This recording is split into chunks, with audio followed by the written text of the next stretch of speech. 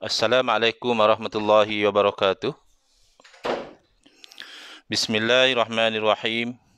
Alhamdulillahi rabbil alamin. Wa afdalus salati wa atammu taslimi ala sayyidina Muhammadin wa ala alihi wa sahbihi ajmain. Rabbi shrah li sadri wa yassir li amri wahlul 'uqdatam min lisani yafqahu qawli. Subhanaka la ilma lana illa ma 'allamtana innaka antal alimul hakim. Allahumma akhrijna min zulumatil wahmi wa akrimna binuril fahmi waftah alaina bima'rifatil ilmi wa sahhil akhlaqana bil hilm waj'alna mimman yastami'una al-qawla fayattabi'una ahsanah. Allahumma ati nufusana taqwaha wa zakkiha anta khairu man zakkaha anta waliyuha wa maulaha. Allahumma arinal haqqa haqqan warzuqna ittiba'ah wa arinal batila batilan warzuqna ijtinabah. Allahumma anfa'na bima 'allamtana wa 'allimna ma yanfa'una wa zidna ilman wa huda, amma ba'd. Alhamdulillah, muslimin muslimat, hadirin hadirat yang saya hormati, syukur kepada Allah SWT pada malam ini insya-Allah kita menyambung pengajian kuliah Maghrib hari Ahad hari Sabtu yang ketiga anjuran surau Al-Ikhlas, Bukit Jelutung Shah Alam, menggunakan kitab Kekeliruan Umat. Inilah jawapannya susunan Al-Fadhil Ustaz Muhadhir bin Haji Jul, hafizahullah ta'ala wa nafa'ana bihi wa bi'ulumihi fid daraini amin. Kita telah selesai dalam kuliah yang lalu melihat kepada fatwa Darul Ifta Al-Misriyah berkaitan tentang pengajian Tauhid 3, di manakah bahagian pengajian Tauhid 3 itu yang benar, yang wajib kita terima dan kita yakini, dan di manakah pengajian Tauhid 3 itu yang batil, yang wajib kita jauhi daripada pegangan dan juga akidah kita. Jadi hari ini kita pergi ke muka surat 103 kalau cetakan yang lama, kerana sekarang sudah ada cetakan baru saya dapati ada perbezaan dari segi muka surat.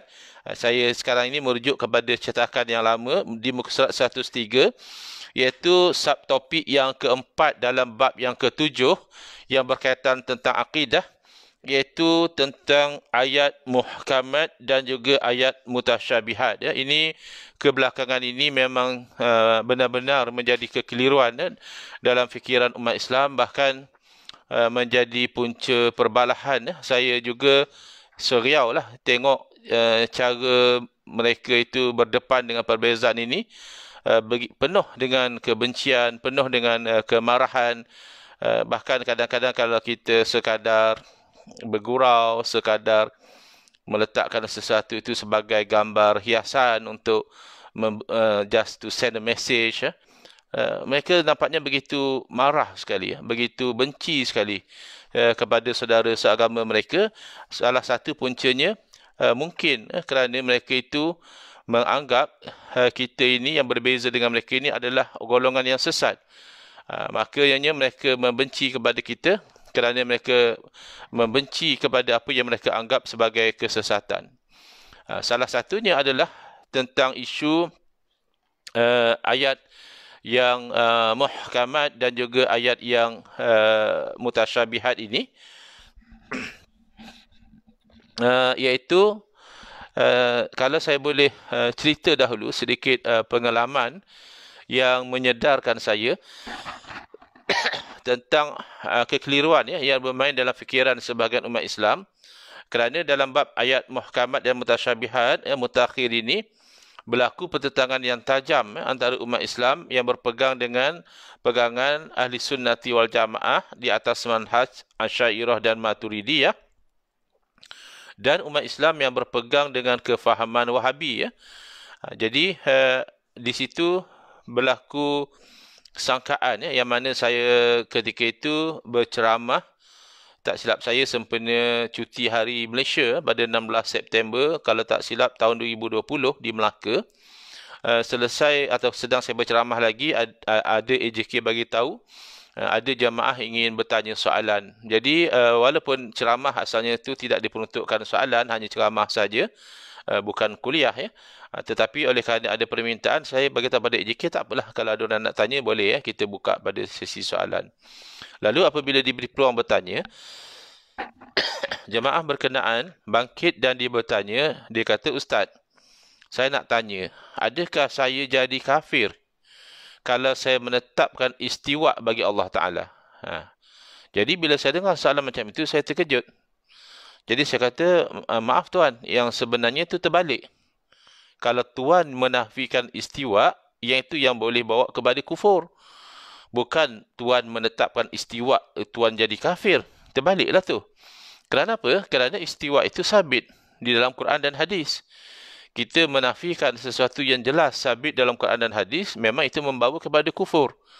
Jadi di situlah saya perasan bahawa rupa-rupanya yang bermain dalam fikiran sebahagian daripada umat Islam ini dalam bab ayat muhkamat dan ayat mutasyabihat ini adalah mereka menyangkakan bahawa dalam mendepani ayat muhkamat dan mutasyabihat ini yang bagus adalah golongan Wahabi.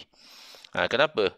Kerana Wahabi ni apa yang Quran dan hadis kata, yang itu yang dia pegang.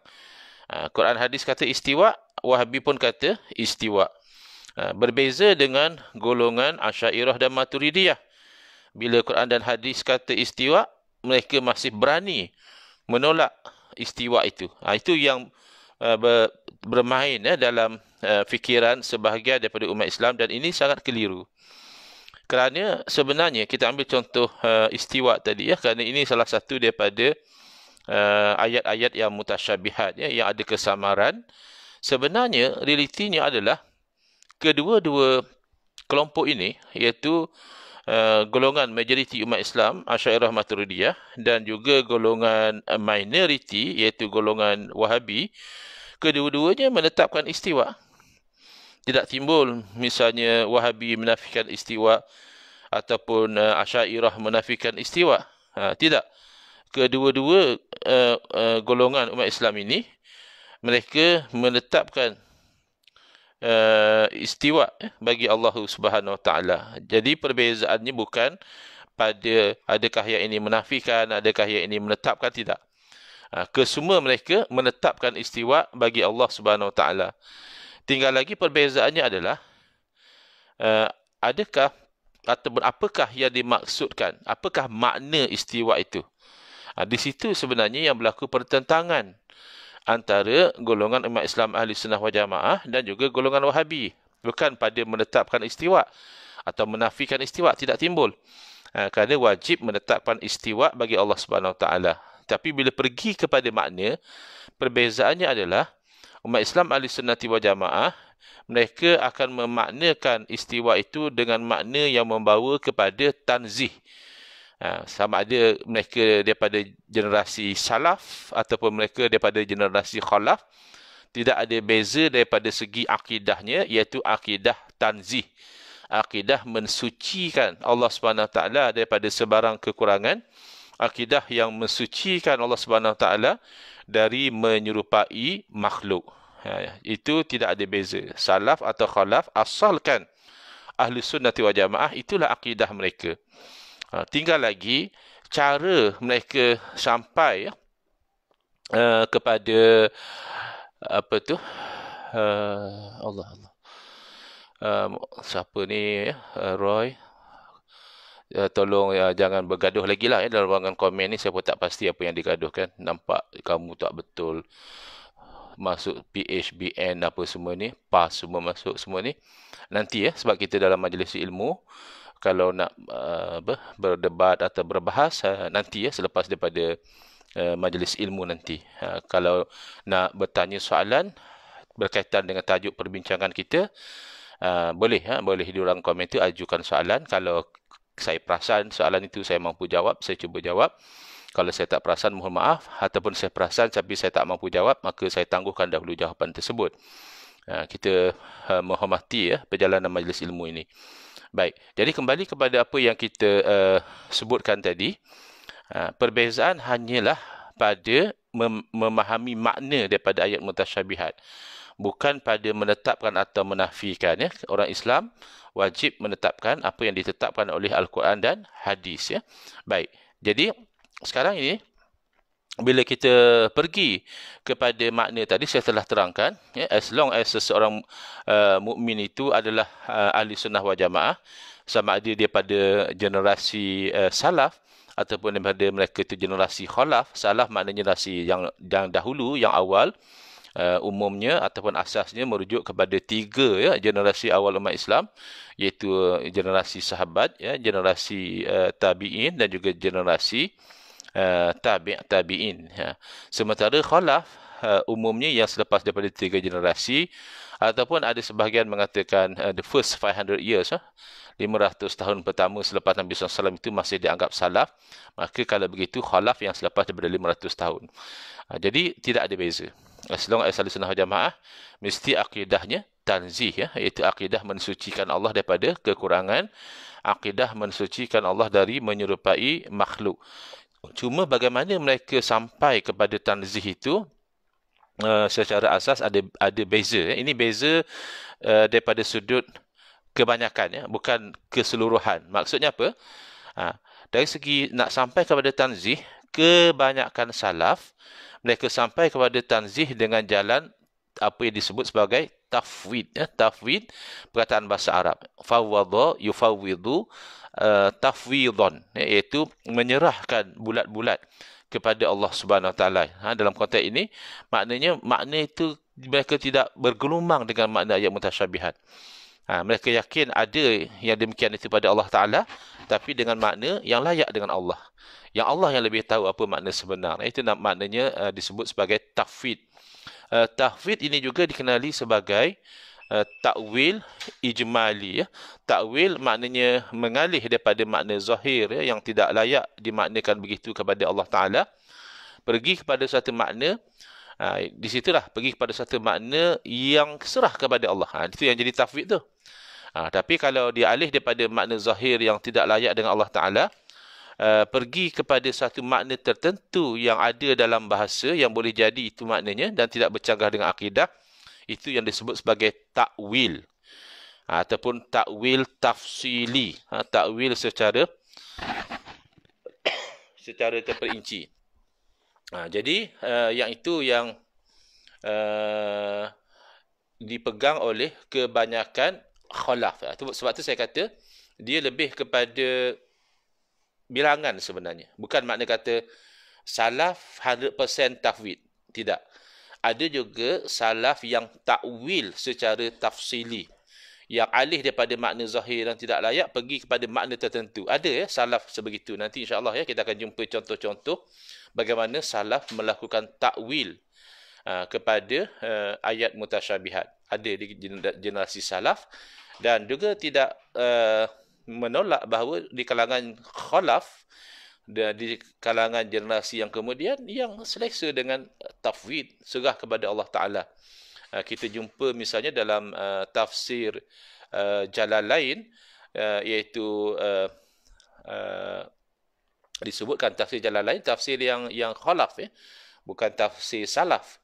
Tetapi bila tiba kepada ayat mutasyabihat istiwa ini, apa tafsirannya? Disebut istiwaan yaliqu bihi jalla jalaluh.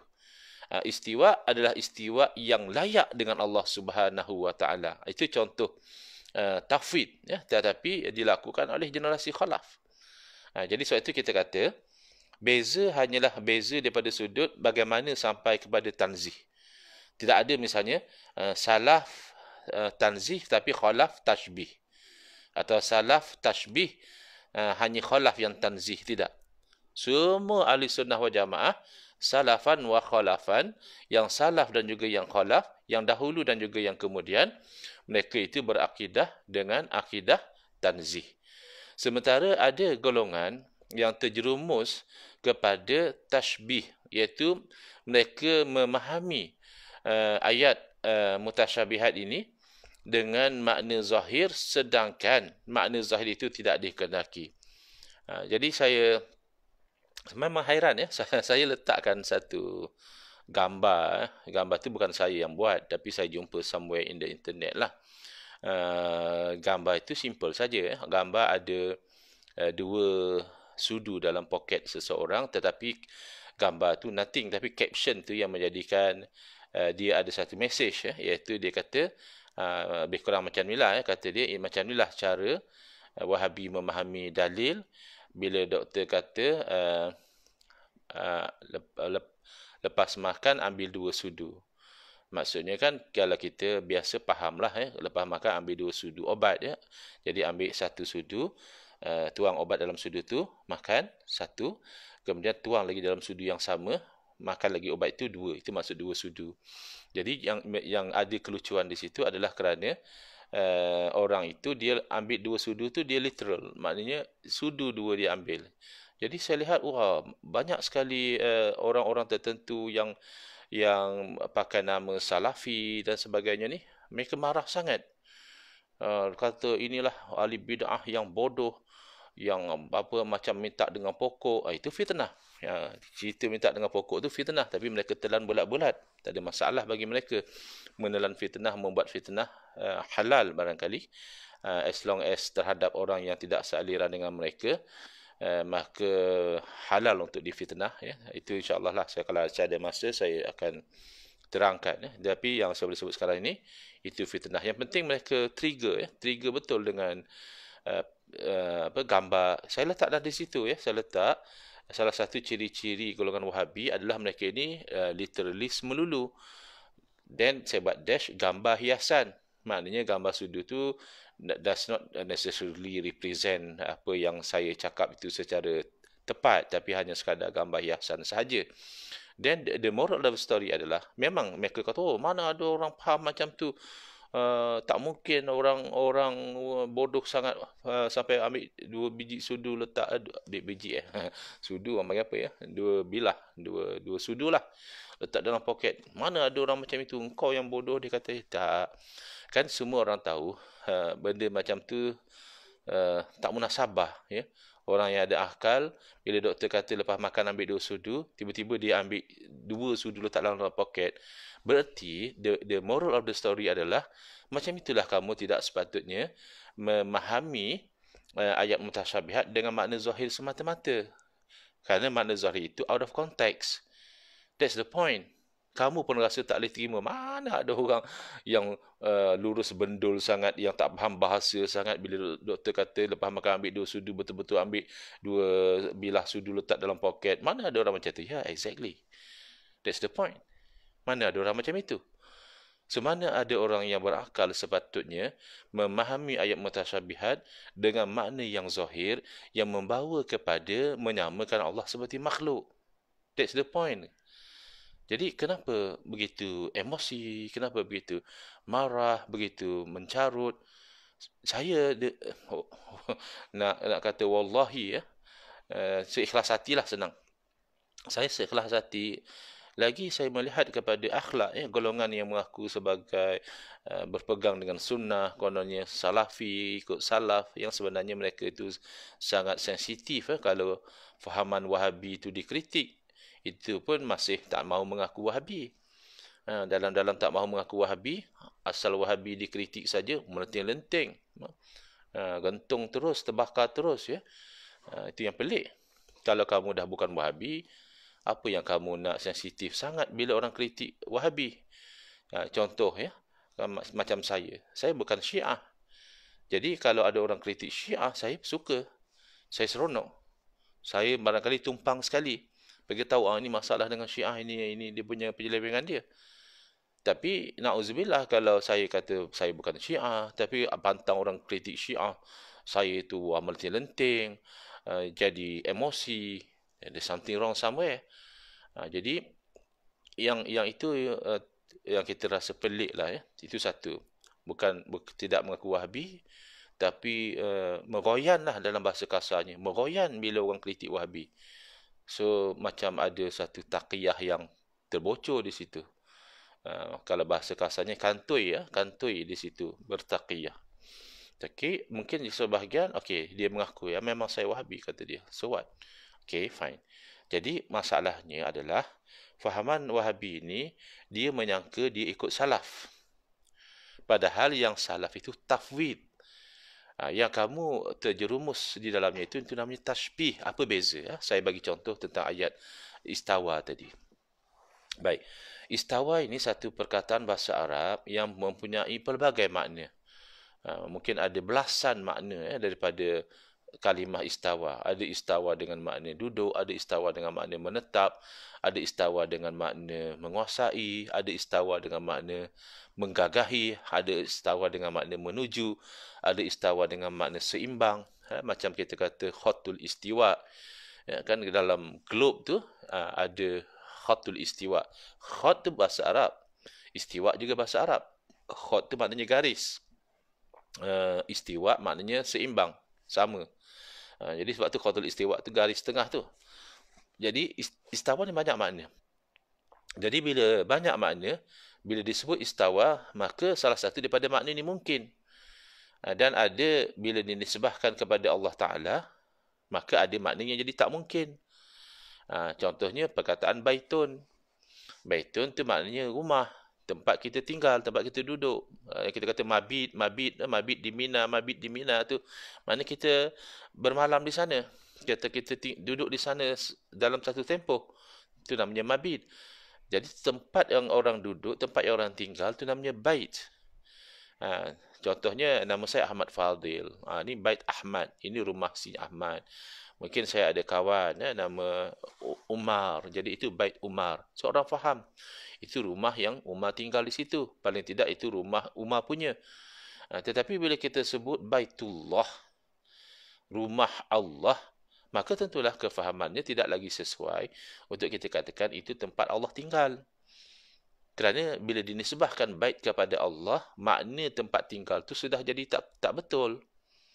Jadi sama seperti kalimah istawa. Memang ada istawa dengan makna duduk. Memang ada istawa dengan makna menetap, istaqarra. Tetapi bila dinisbahkan kepada Allah Ta'ala, dan disebut di situ Ar-Rahmanu 'alal arsyistawa. Tuhan yang Rahman atas arash ia istiwa.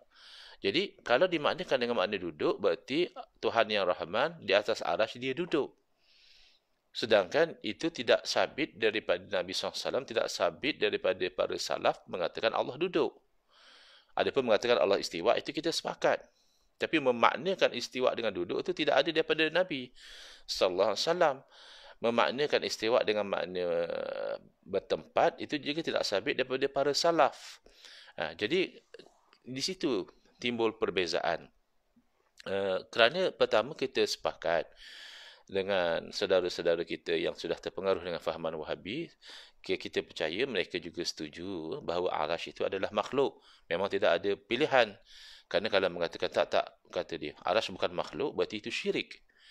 Kerana ada selain daripada Allah Subhanahu Wa Taala yang bukan makhluk. Mana arash itu seperti Allah, qadim. Tidak diciptakan, itu syirik. Jadi orang Islam insya-Allah akan kata arash itu makhluk. Bila arash itu makhluk, berarti arash itu diciptakan, dan sebelum diciptakan arash tidak wujud. Kalau kita katakan Allah itu berada pada arash, berarti adakah Allah tidak wujud ketika arash belum wujud? Ini kan batil.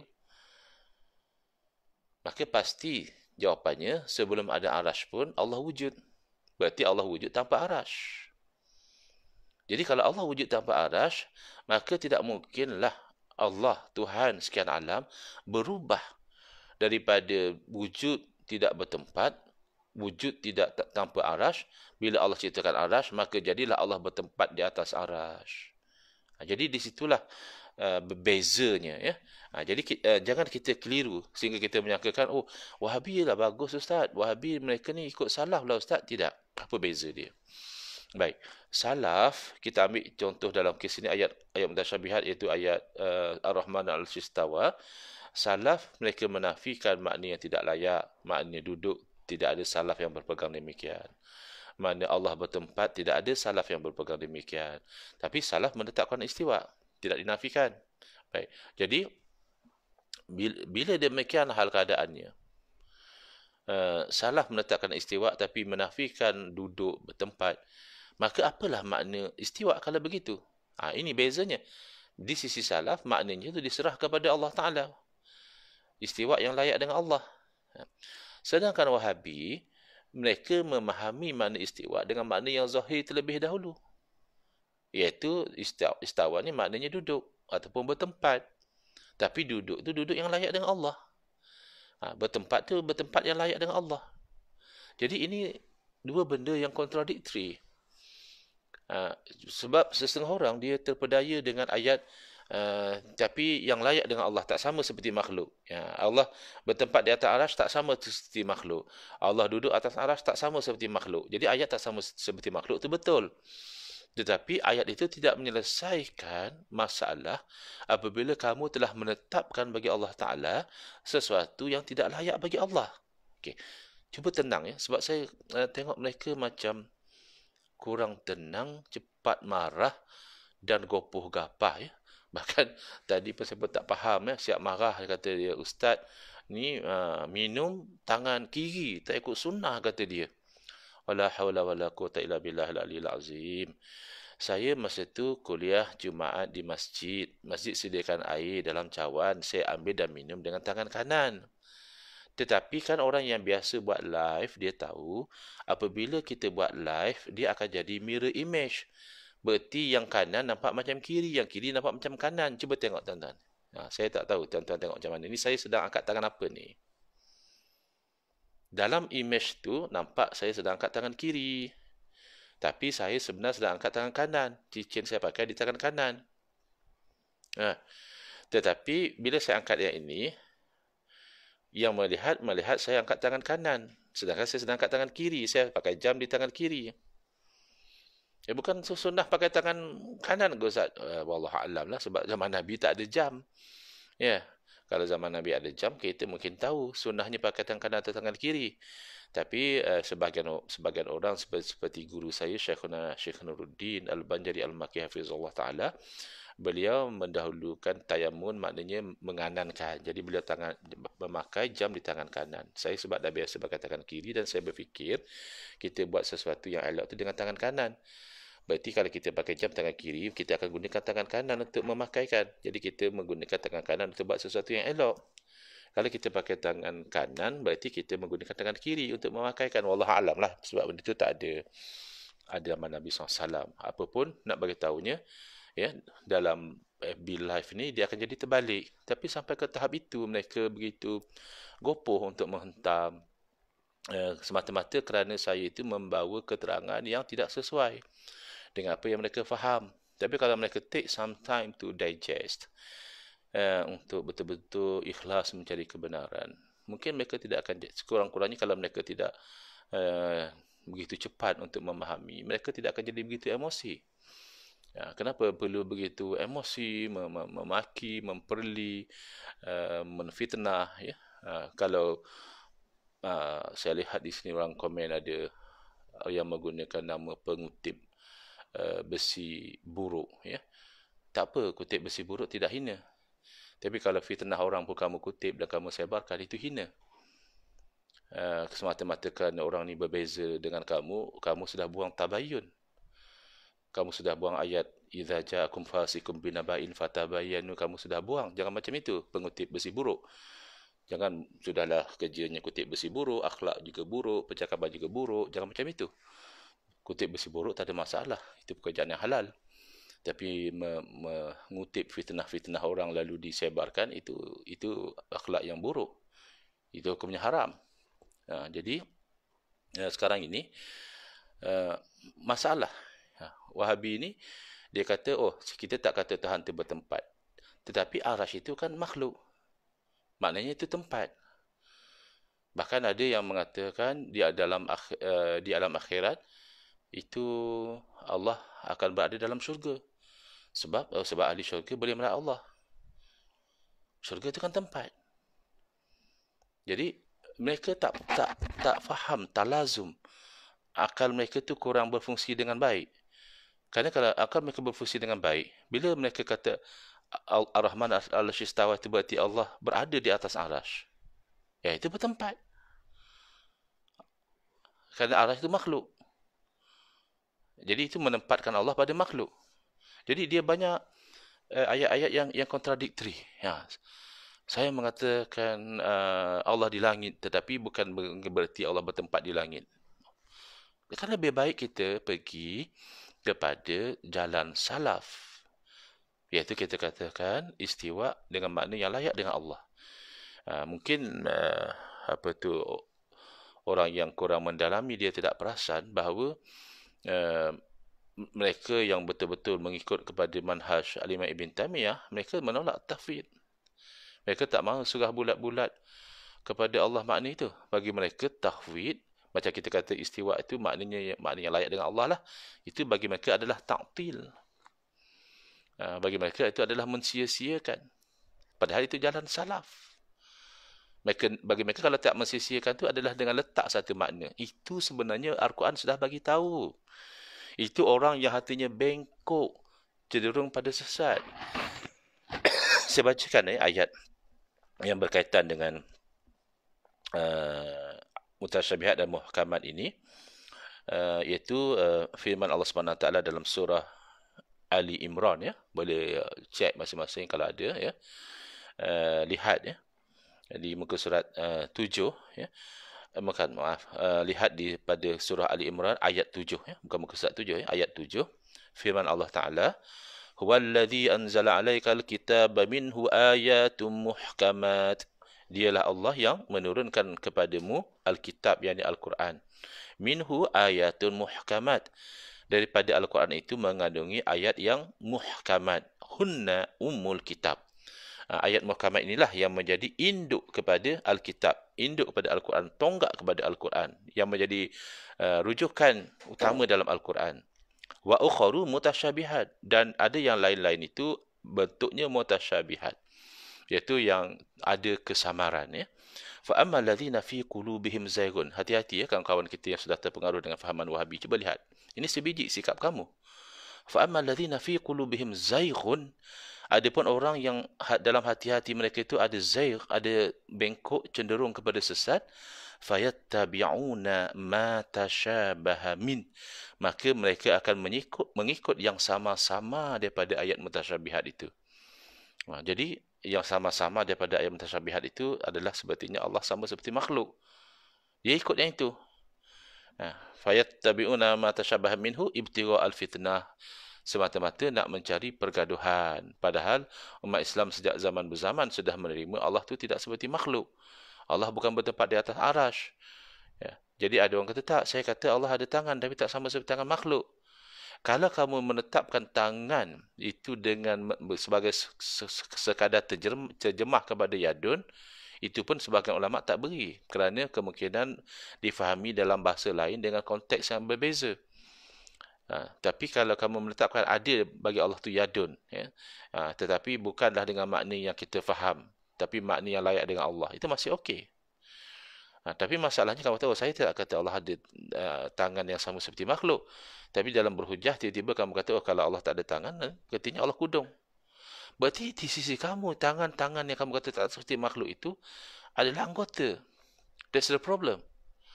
Kalau kamu sekadar meletakkan yadun, wajhun, tapi dengan makna yang layak dengan Allah, itu masih lagi ada wajah daripada metod salaf. Tapi kalau kamu sudah mengatakan, wajah itu maknanya muka lah, tapi muka Allah tak samalah dengan muka kita. Ya Allah, muka kita sama muka kita pun tak sama. It doesn't solve the problem. Kena faham di situ. Wabtira ta'wilih, dan mereka nak juga letak makna. Padahal salaf kata tak apa, makna serah pada Allah. Wahabi tidak. Wahabi dia dah letak makna. Tapi lepas tu dia tafwid kaifiat. Misalnya makna istiwa tu adalah menetap. Tapi menetap macam mana itu serah pada Allah. Lain. Salah menyerahkan makna istiwa kepada Allah. Sedangkan wa ma ya'lamu ta'wilahu illallah. Sedangkan tidak ada yang tahu makna sebenar daripada ayat mutasyabihat kecuali Allah. Jadi sama ada kita pilih metod salaf, tafwid, atau kita pilih metod khalaf, iaitu takwil. Tapi takwil itu mestilah yang pertama makna itu yang ada dalam bahasa. Misalnya istawa dengan makna istaula tu ada dari dalam bahasa Arab. Istawa maknanya istaula, bukan direka-reka, tidak. Istawa dengan makna qahara, menggagahi. Dan bila kita maknakan Allah menguasai arasy, jelas itu selari dengan akidah. Walaupun kita belum pasti lagi memang adakah makna itu yang sebenarnya Allah Taala kendaki, ya, wa ma ya'lamu ta'wilahu illallah. Tapi sepaling tidak memaknakan istawa dengan makna menguasai arasy, memaknakan istawa dengan makna menggagahi arasy, makna arasy itu tunduk kepada kuasa Allah, kedua-duanya itu tidak bercanggah dengan akidah. Dan kedua-duanya dalam bahasa Arab ada. Berbeza dengan memaknakan istawa dengan makna istaqarra ataupun jalasa, duduk. Itu masalah. Kerana itu bercanggah dengan ayat muhkamat. Jadi bukan Asy'ariyah Maturidiyah menolak Al-Quran dan Sunnah, tetapi Asy'ariyah Maturidiyah memahami ayat yang mutasyabihat dengan cara yang tidak melanggar ayat yang muhkamat. Itulah cara yang selamat, insya-Allah, daripada kesesatan, daripada tersasar, daripada tashbih, na'udzubillah, daripada tajsim. Jadi kita mohonlah kawan-kawan kita yang terpengaruh dengan fahaman Wahabi dan masih sudi untuk ikuti kuliah kita ini, cuba bertenang. Tak perlu kita nak emosi, tak perlu kita nak selalu datang komen dengan cara nak mendebati. Jangan. Kita datang dengan niat, ya Allah, aku ni nak faham kebenaran, ya Allah. Ya Allah, aku datang ni supaya satu masa kau redha kepada aku, ya Allah. Jadi dengan niat yang ikhlas demikian, insya-Allah saya percaya, ya, Allah Subhanahu Wa Taala akan memberikan hidayah, memberikan petunjuk kepada kita. Ini siapa datang tak habis-habis, saya tak tahulah apa yang dimaksudkan tak habis-habis. Memang pertikaian di kalangan Islam ini akan terus berterusan sampai hari kiamat. Itulah ketentuan yang telah diberitahu oleh Nabi SAW, sataftariqu ummati ila 73 firqah. Akan berpecah umat aku kepada 73 pecahan. Ya, memang tak habis-habislah. Takkan yang Nabi SAW beritahu tiba-tiba tak berlaku. Kalau orang yang faham, pastilah Nabi SAW bila bagi dia beritahu sesuatu akan berlaku, akan berlaku. Maka berlakunya perpecahan aliran dalam Islam ni, begitulah yang diberitahu, dan begitulah yang telah berlaku pun, dan begitulah sehingga hari kiamat tak habis-habis. Cuma kita nak pastikan daripada 73 pecahan itu, kita berada di atas manhaj ma'ana alahi wa ashabi. Apa yang saya berada di atasnya dan apa yang sahabat-sahabat saya berpegang dengannya. Ataupun dalam riwayat yang lain, Nabi SAW memberitahu al-jamaah, bersama dengan jamaah umat Islam, as-sawadul a'zam.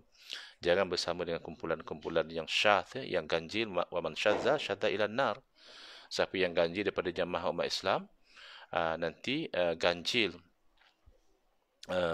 juga terasing dalam neraka, na'udzubillah. Jadi jauhilah aliran-aliran seperti Mu'tazilah, Jabariyah, Qadariyah, Syiah, Wahabi. Ini aliran-aliran yang ganjil, yang menyanggahi kepada majoriti jumhur umat Islam. Hadza wabillahi taufiq wal hidayah. Wassalamualaikum warahmatullahi wabarakatuh. Bismillahirrahmanirrahim. Alhamdulillahirabbil alamin.